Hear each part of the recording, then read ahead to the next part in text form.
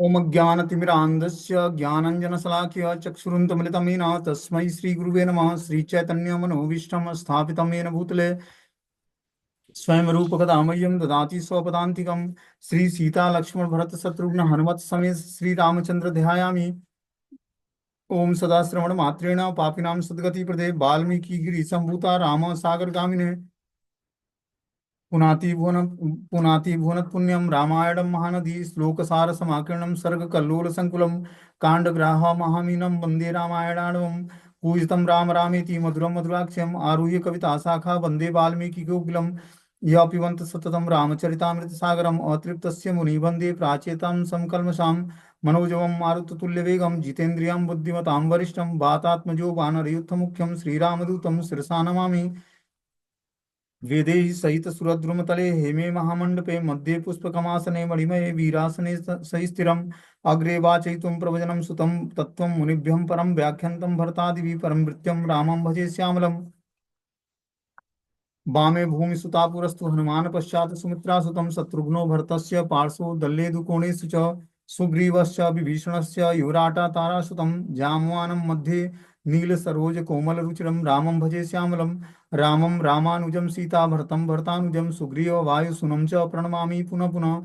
नमस्तुते रामाय सलक्ष्मणाय दिव्ये च तस्य जनकात्मजाय नमस्तुते रुद्रे यममानिलेभ्यो नमस्ते चंद्रमरुद्गणभ्यं चरितं रघुनाथस्य सत्कोटि प्रविस्तरम् एकैकमक्षरं पुंसा महापातकनाशनम् वाल्मीकि गिरि संभूता राम भुवनिधि संगताम श्रीमद्नारायणी गंगा पुनाति भुवनत्रयम् वाल्मीकि मुनि सिंहस्य कविता वनचारिणे शृण्वं राम कथानाद को न यान्ति परां गति नीलाम्बुजस्यां मलकोमलांगं सीता समारोह प्रतिभामे भाग्यं पाणौ महस्याय चारुचापं नमामि रामं रघुवंशनाथम्। हे कृष्ण जय श्री कृष्ण चैतन्य प्रभु नित्यानंद श्री अद्वैत गदाधर श्रीवासादि श्री गौर भक्तवृंद। हरे कृष्णा कृष्ण कृष्ण हरे हरे हरे राम राम राम हरे हरे। तो इसमें आज हम लोग को श्रीमद् वाल्मीकि रामायण से अयोध्या कांड का हम लोग कथा सुन रहे थे। आज दूसरा दिन है अयोध्या कांड का। तो इसमें मैं बताना चाहूंगा कि भगवान श्री राम का राज्याभिषेक होना है सुबह। ठीक है ना। सब की तैयारी हो चुकी है और सुबह भी हो गया है कि बस जस्ट अब राम का राज्याभिषेक होना है, भगवान श्री राम का। तभी मंथरा जो है अपने छत पर देखती है कि अयोध्या नगरी पूरी सजी हुई है और जो राम भगवान श्री राम की माता है कौशल्या वो सबको जो है दान दे रही हैं। ये बात मंथरा देखकर उसके वो पूछती है दासी से कि ये क्या हो रहा है अयोध्या में। अयोध्या इतनी सजाई क्यों गई है, अयोध्या नगरी इतनी सजी क्यों है और कौशल्या इस तरह खुले हृदय से दान क्यों दे रही है सबको। तो मंथरा को बताती है दासी कि आज जो है भगवान श्री राम का राज्याभिषेक होना है। ये बात सुनकर मंथरा को अच्छा नहीं लगता है और क्या होता है कैकेयी के पास आती है। कैकेयी से बताती है कि आज जो है राज्य का राम का राज्याभिषेक होना है। अब राम राजा बनेंगे और तुम्हारा बेटा जो है भरत उसका दास बन जाएगा। और कौशल्या महारानी जो है राम की माता है तो वो क्या होगी, राजा की माता होगी, राजमाता होगी और तुम उसकी दासी बनोगे। तो कैकेयी माता इतना ध्यान नहीं देती है, वो इग्नोर कर देती है। उससे राम को इतना प्रेम करती थी जितना भरत को प्रेम करती थी, क्योंकि भरत उनका अपना पुत्र था और भगवान राम जो है कौशल्या माता के पुत्र थे। तो कैकेयी माता जो है अपने राम से भी उतना ही प्रेम करती है जितना भरत से करती है। लेकिन बार बार जो है मंथरा के कहने पर उनके हृदय में जो है ये बात छप गई कि निश्चित रूप से हमारा भरत ही राजा बनना चाहिए। और इसलिए उन्होंने बताया, कैकेयी को उपाय क्या बताया मंथरा ने कि देख कैकेयी, आप जब देवासुर संग्राम में जब युद्ध हो रहा था देवताओं और असुरों के बीच में, तब आपने दशरथ महाराज का प्राण बचाया था। उस समय दशरथ महाराज ने आपसे प्रसन्न होकर वरदान मांगने के लिए बोला था कि आप कोई दो वरदान मांगो, मैं आपकी उस इच्छाओं को पूर्ण करूंगा। आपने बोला था कि मैं समय आने पर आपसे वो वरदान मांगूंगी। तो वो समय आ गया है, तुम अब दशरथ जी से वरदान मांगो। क्या मांगो? भरत के लिए राज्याभिषेक और भगवान श्री राम के लिए 14 वर्ष का वनवास। तो इस तरह से मंथरा पूरी प्लानिंग समझाती है कि कैसे को भवन में जाना है और भगवान दशरथ जी से नाराज होकर कूप भवन में प्रवेश कर जाना है और अपने सारे आभूषणों को निकाल कर और बाल खोलकर और क्या करने के कूप भवन में आपको एंट्री करनी है और क्रोधित मुद्रा में आ जाना है। ऐसा ही करती है कैकेयी। अब जो है दशरथ जी आते हैं राजमहल में कैकेयी के और देखते हैं कि कैकेयी जो है कूप भवन में है और इस तरह से दुखी है वो। तो पूछते हैं कि इसका क्या कारण है।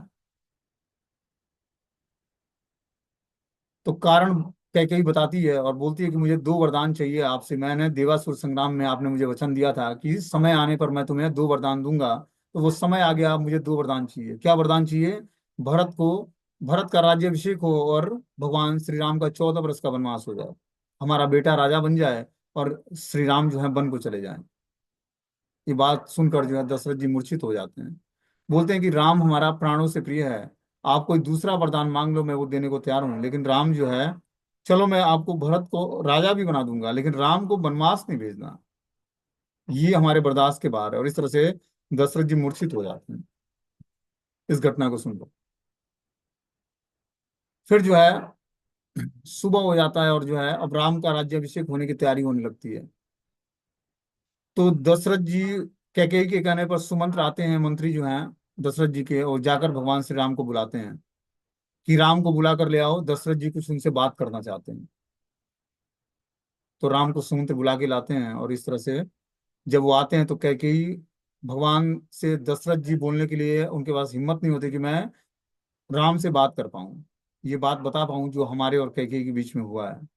तो कैकेयी बोलती है कि क्या दशरथ जी चाहते हैं, क्यों आपसे नाराज हैं? नाराज तो थे नहीं दशरथ जी, वो तो कैकेयी की बातों को सुनकर क्रोधित थे, मूर्छित हो गए थे।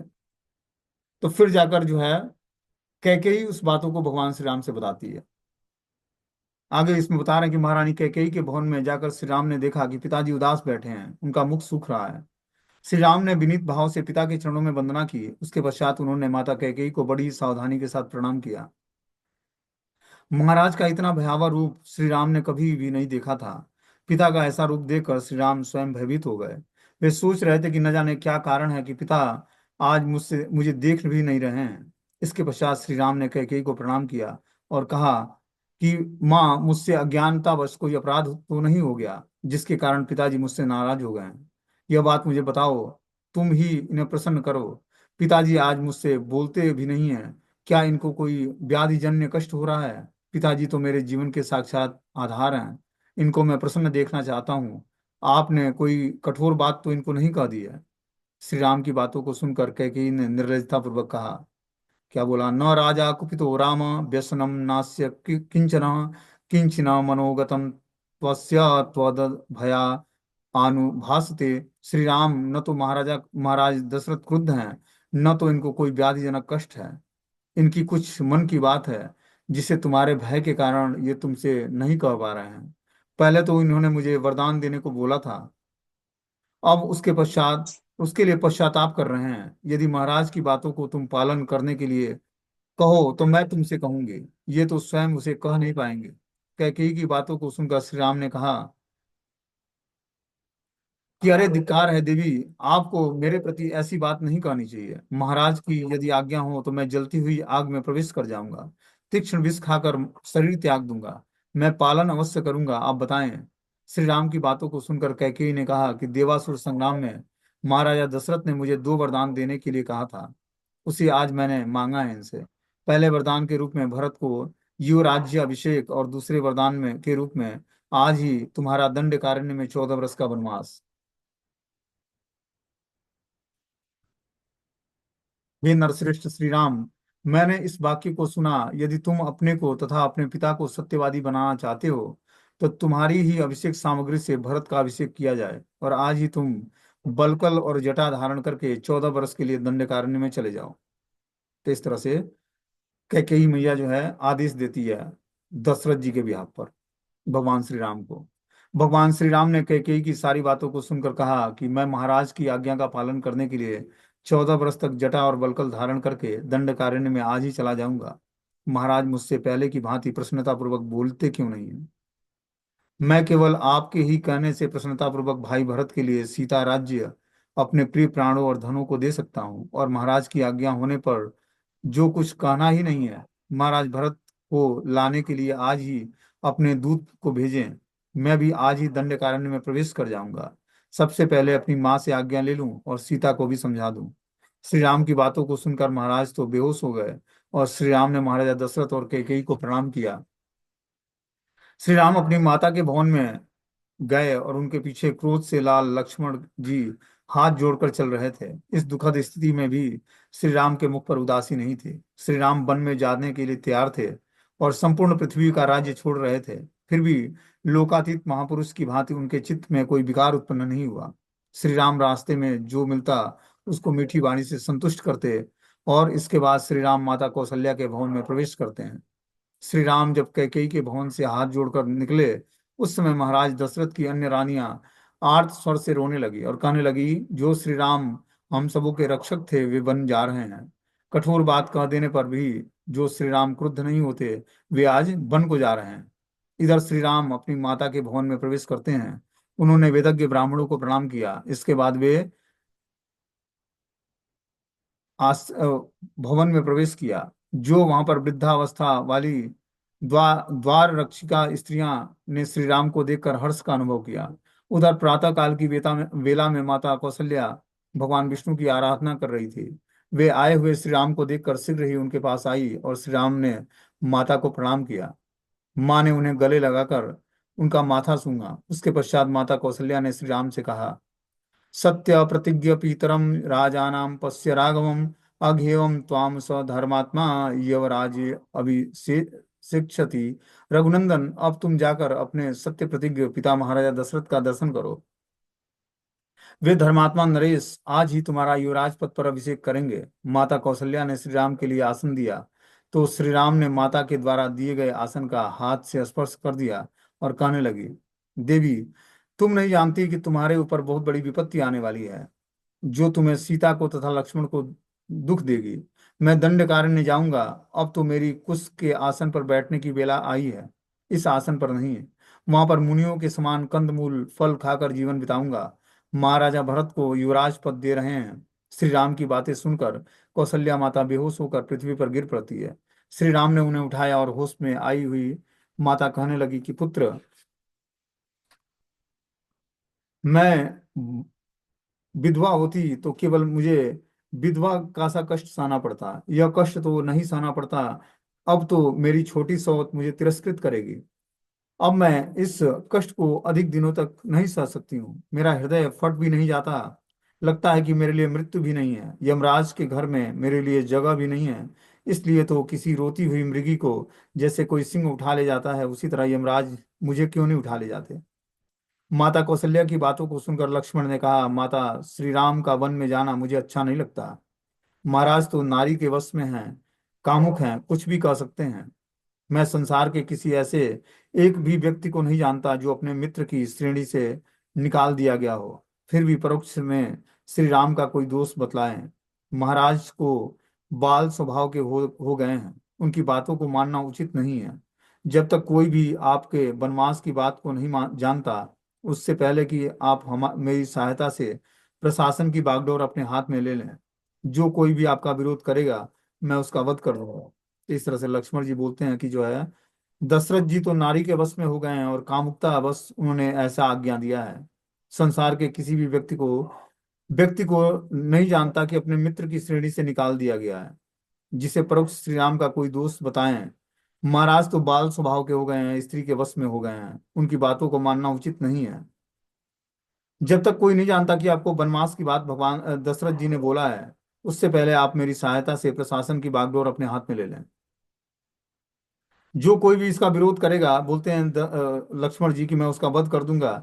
यदि महाराज भी भरत की सहायता करें तो उन्हें भी मैं कैदी बना दिया जाएगा। किस अपराध के कारण महाराज आपको वन भेज रहे हैं। शत्रु दमन श्री राम आपके अथवा मेरे साथ इस प्रकार का वैर करके महाराज की क्या शक्ति है कि वे भरत को राजश्री प्रदान करें। मैं शपथ खाकर कहता हूँ कि श्री राम में मेरा सच्चा अनुराग है। मैं अपनी शक्ति से आपका सारा कष्ट दूर कर दूंगा। श्री राम के लिए मैं किसी का भी वध कर सकता हूँ। कौशल्या माता ने कहा, श्री राम, तुमने लक्ष्मण की बातों को सुना। अब तुम्हें जो अच्छा लगे वो करो, मुझे यहाँ छोड़कर तुम्हारा वन में जाना उचित नहीं है। यदि तुम धर्म का पालन करना है तो यहीं रहकर तुम मेरी सेवा करो। जिस तरह गौरव के कारण महाराज तुम्हारे पूज्य हैं, उसी प्रकार मैं भी तुम्हारी पूज्या हूँ। मैं तुम्हें आज्ञा देती हूँ कि तुम्हें यहाँ से वन नहीं जाना है। तुम्हारे बिना मैं जी नहीं पाऊंगी, इससे तुम्हें बहुत बड़ा पाप लगेगा। माता की बातों को श्री राम ने सुना और कहा कि माँ, पिताजी की बातों का उल्लंघन करने में का समर्थ मुझ में नहीं है। माँ, मैं तुम्हें प्रणाम करता हूँ। मैं वन जाना चाहता हूँ। मैं पिता के आदेश का पालन करूंगा। पिता की आज्ञा का पालन करने वाला धर्म भ्रष्ट नहीं होता है। श्री राम ने लक्ष्मण से कहा, वत्स, तुम्हारे अनुराग और तेज दोनों को मैं जानता हूँ। मैं माँ के कष्ट को भी जानता हूँ। पिताजी भी धर्म के बंधन में बंध कर मुझे वन जाने का आदेश दिए हैं। मनुष्य को धर्म का पालन करना चाहिए। फिर उन्होंने हाथ जोड़कर कौशल्या माता से कहा कि हे माता, मैं वन जाऊंगा, आप मुझे आज्ञा दें और मेरा स्वास्थ्य वाचन कराएं।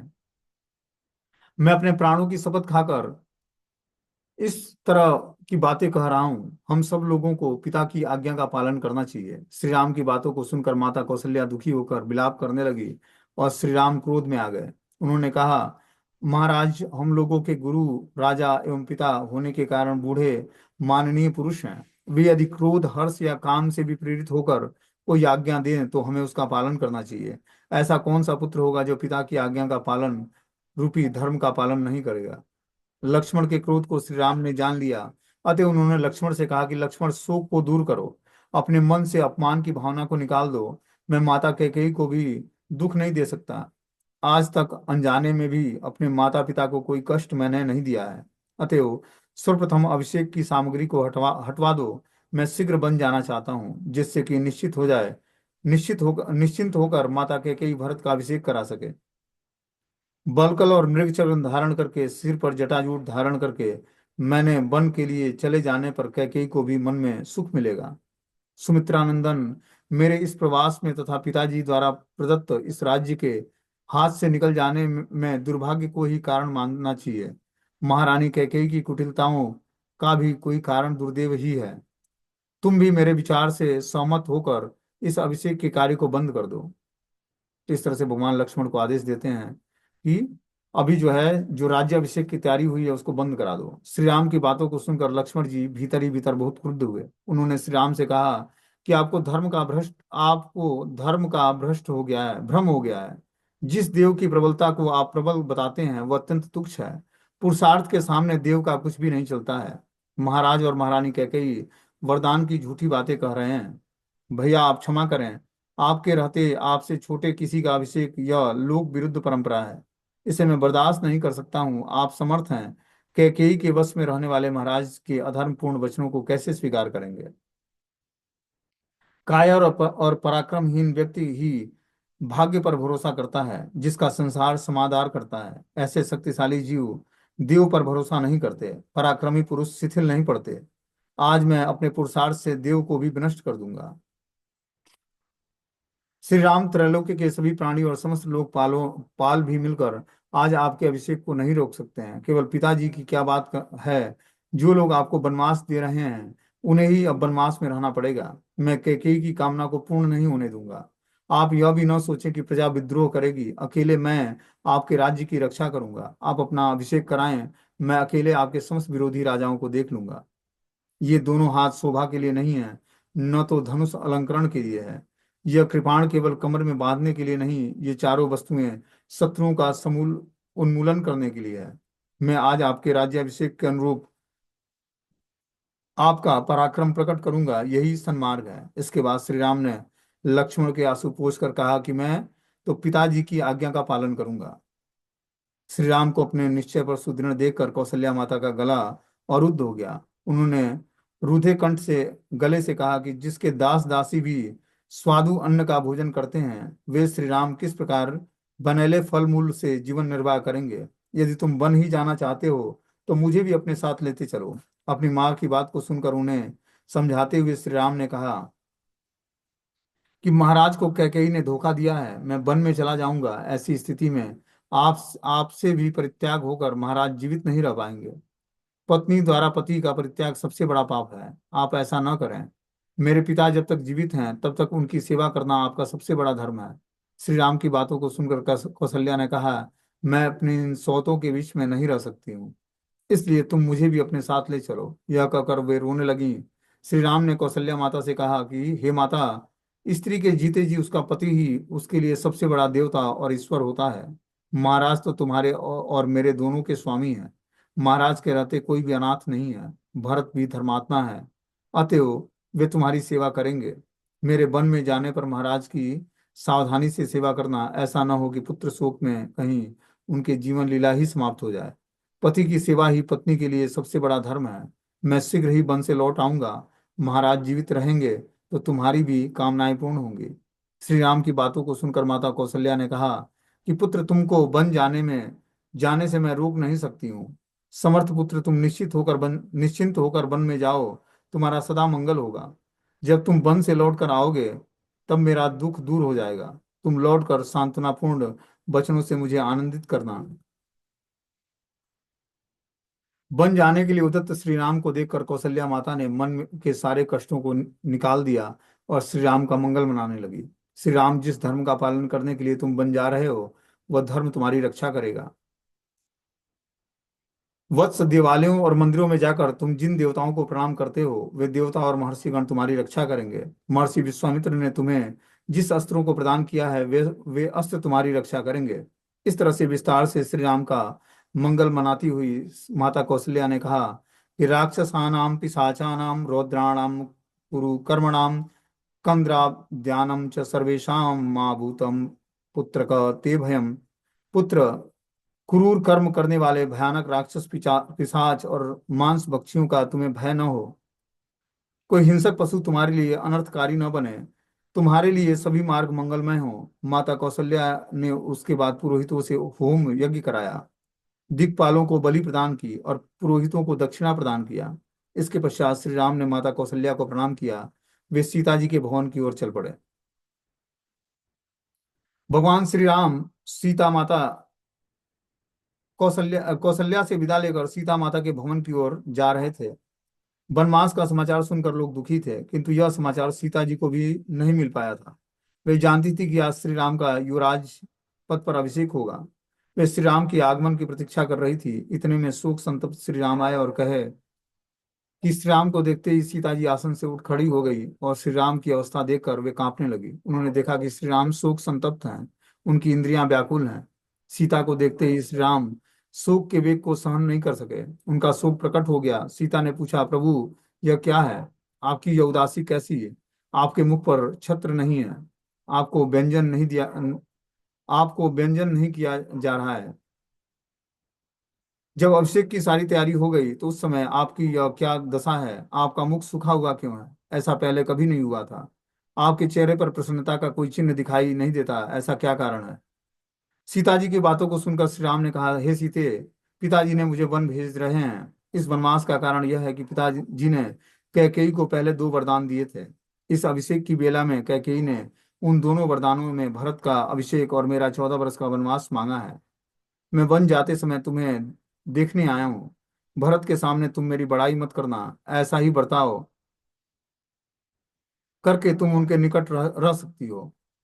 पिताजी की इस प्रतिज्ञा का पालन करने के लिए मैं आज ही वन में चला जाऊंगा। मनस्विनी, तुम्हें धैर्य धारण करके रहना होगा। मेरे वन से चले जाने पर तुम व्रत और उपवास करना। प्रातः काल देवताओं की पूजा करके महाराज की वंदना करना। मेरी माता का सदा सम्मान करना। इस समय यहाँ के राजा भरत हैं, अतएव उनका भी सम्मान करना। इस तरह से जो है भगवान राम सीता जी को समझाते हैं। बड़े नहीं है लड़के इधर। श्री राम की बातों को सुनकर श्री सीता जी ने कहा कि हे श्री राम, आप नरश्रेष्ठ हैं। आपकी इस बातों को सुनकर मुझे हंसी आती है।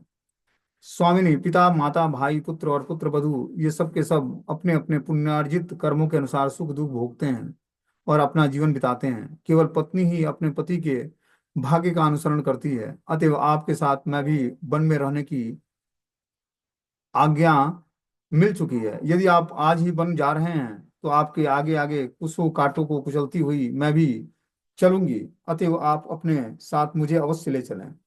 प्रत्येक अवस्था में पति के चरणों की छाया में स्त्री को रहना चाहिए।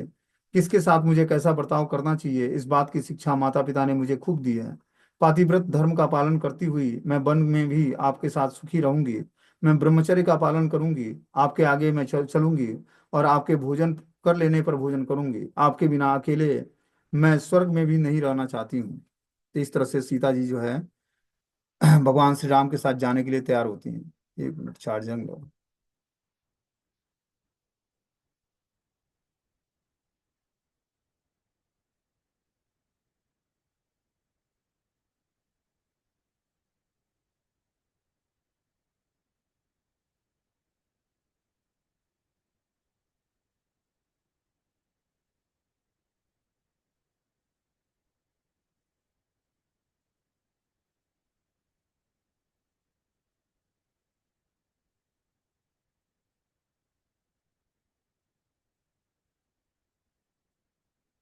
आगे बोलते हैं, श्री राम सीता जी को अपने साथ नहीं ले जाना चाहते थे, अतएव सीता जी की बातों को सुनकर वे उनके समक्ष वन में होने वाले कष्टों का वर्णन करना शुरू करते हैं। अब जो है भगवान राम सीता जी को ले नहीं जाना चाहते थे, जानते थे कि ये राजकुमारी है, वन में बहुत सारे कष्ट होंगे। पहले जो है कष्टों का वर्णन करना शुरू करते हैं। सीते, तुम वन में चलने का विचार छोड़ दो। वन अनेक प्रकार के दोषों से व्याप्त होता है, इसलिए उसे दुर्गम बताया गया है। वन में सदा दुख ही मिलता रहता है। वन के सिंहों की भयंकर दहाड़ सुनाई पड़ती है।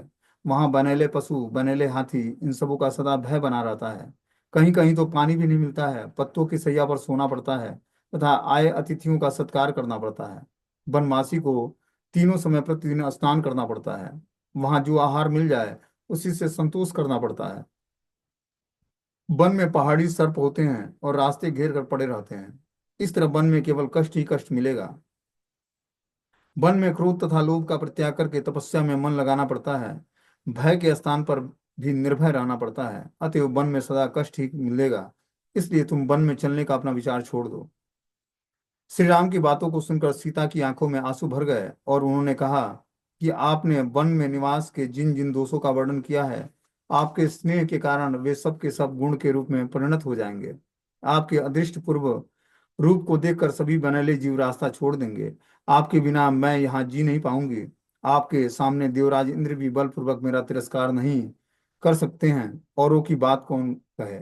श्री राम, आपने ही बताया था कि पतिव्रता नारी पति से अलग होकर जी नहीं सकती है। मैंने पिता के घर में ब्राह्मणों के मुख से सुना था कि मुझे अवश्य वन में रहना पड़ेगा।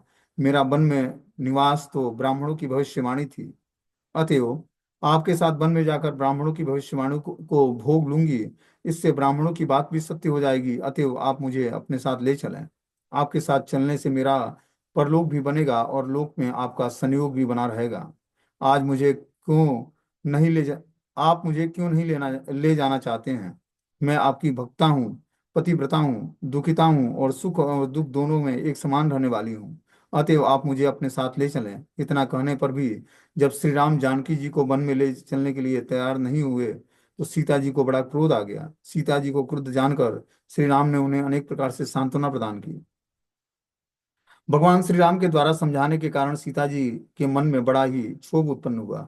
वे श्री राम पर आक्षेप सा करते हुए कहने लगी कि श्री राम, मेरे पिता मिथिला नरेश महाराजा जनक ने आपको जमाता के रूप में प्राप्त करके यही समझाया था कि आप केवल शरीर से ही पुरुष हैं, कार्यकलाप में तो आप स्त्री ही हैं।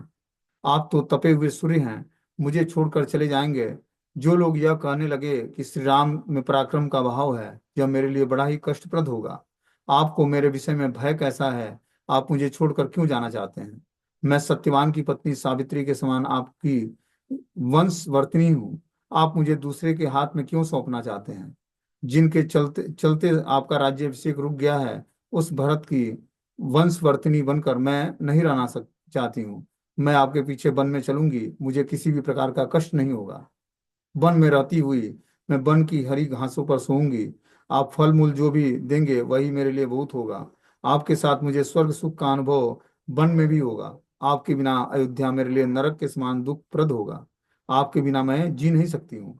इस तरह से कहती हुई सीता की आंखों में आंसू बह रहे थे। वे बेहोश सी हो गई। यह देखकर श्री राम ने उन्हें गले से लगा लिया और कहने लगे, देवी, यदि वन में तुम्हारी रक्षा करने में मैं समर्थ हूँ, फिर भी तुम्हारे संपूर्ण अभिप्राय को जाने बिना तुमको वनवासिनी बनाकर मैं उचित नहीं समझता।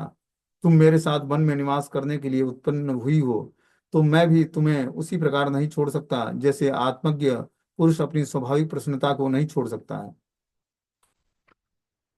सीते, मैं वन में अवश्य जाऊंगा। आपके अपने माता पिता की आज्ञा का मैं उल्लंघन नहीं कर सकता। माता पिता जो साक्षात देवता हैं, उनकी आराधना से धर्म अर्थ काम की प्राप्ति सुलभ हो जाती है। अतएव मैं अपना माता पिता का वंशवर्ती हूँ। अब मैं तुमको छोड़ नहीं सकता। मैं तुम्हें वन में चलने की अनुमति प्रदान करता हूँ। तुम मेरे साथ चलो और धर्म का पालन वन में रहकर करना। किंतु वन में चलने से पूर्व अपने समस्त आभूषणों संपत्तियों को ब्राह्मणों को दान में दे दो।